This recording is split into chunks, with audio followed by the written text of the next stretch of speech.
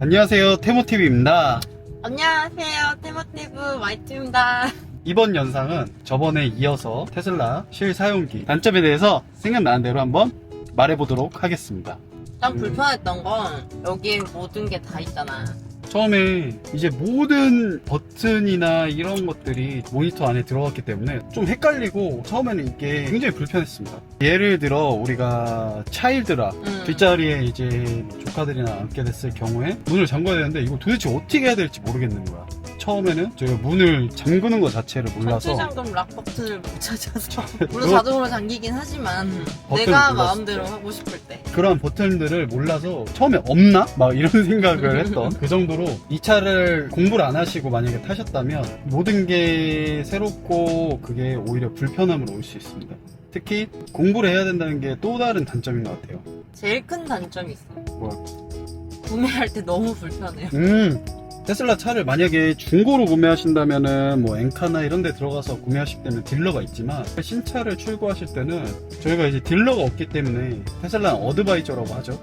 근데 사실 어드바이저가 카톡방에 초대를 해서 좀 도움을 주지만 저희가 준비해야 할 게 좀 많습니다. 기존의 딜러들이 해주는 서비스에 익숙해져서 우리가 하나씩 다 해야 되니까 이게 좀 불편함이 많았어요. 몇 천만 원짜리를 주문하고 그냥 인터넷 주문하면 이게 맞나?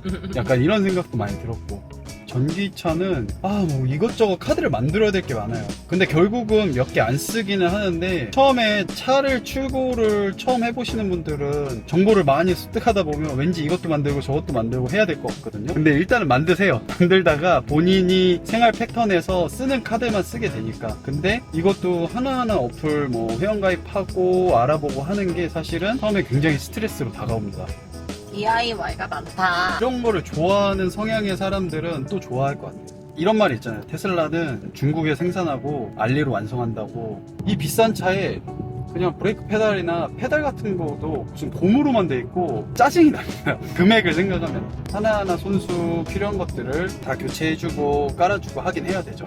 나에겐 단점이야. 너가 해놓은 거 보면은 뭐 프랑크 등도 있으면 더 밝고, 근데 이거를 내가 알아보고 했을까? 라는 걸 놓고 보면은 아니요? 제가 느끼는 또 다른 단점은 한여름에 이 글라스 루프가 개방감은 있지만 굉장히 뜨겁습니다. 여름에는 에어컨으로 해결을 할 수가 없어요. 선쉐이드를 사서 해놓으면 덜합니다. 글라스 루프가 이쁘긴 하지만 여름에는 정말 힘들다. 생여름에는 선쉐이드 끼면 되니까 요거 여기 모든 게 카메라로 하다 보니까 오히려 아직까지 갈 길이 멀다는 것도 있어요. 솔직히 깔 건 까야 되는 게 방금처럼 경고등, 지금은 주행 중에 그래 착각할 수도 있지라고 생각하겠는데 가끔은 주차돼 있는 차에도 혼자 삐삐삐삐 그냥 혼자 봐.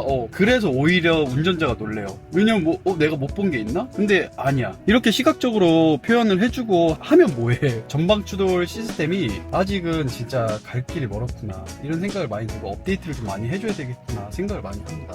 또 하나는 이제 와이퍼가 레인 센서가 없어서 모든 테슬라 유저는 알 거예요. 와이퍼 자동으로 맞추면 미친 사람 같아요. 갑자기 뭐 비가 안 와도 막 이러고 비가 많이 와도 얘가 도대체 와이퍼질을 언제 하지 이럴 때도 있고 대중이 없어요. 이게 업데이트가 되면은 좀 나을까 했는데 프로 갈 길이 멀다. 그냥 수동으로 1단, 2단, 3단, 4단을 사용하긴 합니다. 자동으로 해놓기도 하는데 가끔 너무 애가 혼자 막 춤출 때가 있어서 도저히 안 되겠더라고요. 내비게이션은 이제 좀 그래도 경고음이 나오고 조금 더 쓸만해졌어요. 근데 아직까지 최대 속도에 대한 찍힌 변화가 가끔은 느려요. 예를 들어 지금이 50km인데 다음 구간이 뭐 30km라고 하면 그 최대 속도 변환되는 그게 늦게 반응을 해서 당황스러울 때가 있죠. 그래서 오토파일럿을 계속해서 안 되겠다. 맞아. 이럴 때는 오토파일럿 계속 키면 찍혀 있겠다. 내가 볼 땐 찍히기 전에는 갑자기 감속을 미친 듯이 하니까 그래서 위험할 수 있어. 이것뿐만 아니라 가끔은 여기 내비게이션 화면이 뜨는데 이 GPS가 좀 아쉬운 게 지난번에 한번 저희가 터널 같은 데를 지나가면서 했는데 혼자 미쳐서 여기서 갑자기 이상한 데로 GPS가 잡혀서 혼자 길을 다른 데로 안내를 해요. 그러면 다른 데로 가면 다른 데 최대 속도가 바뀌기 때문에 한번 엉망으로 된 적이 있어요. 그러다 이제 터널을 다 지나고 나서 이제 제대로 되긴 했는데 모든 터널이 그렇진 않습니다. 근데 간혹 가다가 그런 현상들이 아직도 있으니 수정이 빨리 돼야 되지 않을까. 단점이라면 그게 있겠다. 충전할 때 기름이나 가스처럼 바로바로 충전은 안 된다. 집에 밥이 없다 치면은 불편할 거라. 집밥이 없으면 회사밥이 있어야 되거나 회사밥이 없으면 집 근처에 완속 충전을 언제든지 할 수 있는 곳이 하나 있어야 됩니다. 그렇지 않으면 좀 많이 번거로워져요. 적어도 5분 거리에 걸어서 내가 언제든 완속할 곳이 있다. 그럼 추천. 근데 그게 없다 하면은 불편할 수가 있어요. 아니면 회사 충전을 할 수 있는 곳이 있다 하면 괜찮지만 우리가 단점은 이 차를 사고 나서 대리를 안 부릅니다. 못 부릅니다. 와이프가 맥주 한잔 하는 걸 좋아하는데 이전에는 대리를 그냥 이제 불렀어요.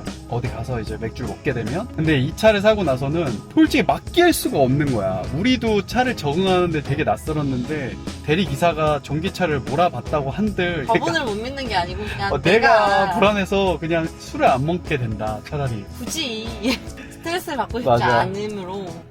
이게 장점이자 단점이 될 수 있네요. 전편에서 장점에 대해서 얘기하면서 이제 테슬라 어플로 보면 내가 어디에 위치해 있는지 모든 걸 다 알 수 있고 조작을 할 수 있으니 뭔가 감시당하는 느낌이 들 수도 있어요. 누군가는. 그런 사람들한테는 단점일 수도 있죠. 우리에겐 단점이 아니죠? 아, 그쵸? 저는 깨끗합니다. 왜 말을 더듬으시죠? 아니에요. 오빠 못 믿어? 어쨌든 그게 장점이자 단점이 될 수 있다. 테슬라 차를 고민을 할 정도의 그런 지금 단계시라면 추천합니다. 강력 추천합니다. 지금까지 단점에 대해서 얘기한 건 이 차 가격에 부족하지 않나라는 점에 대해서 얘기했지만 차에 대해서만 두고 본다면 굉장히 지금 만족을 하고 타고 있기 때문에 어쨌든 여기까지. 구독, 좋아요. 꾹꾹꾹. I wake up to a little bit of drool on my pillow, feel like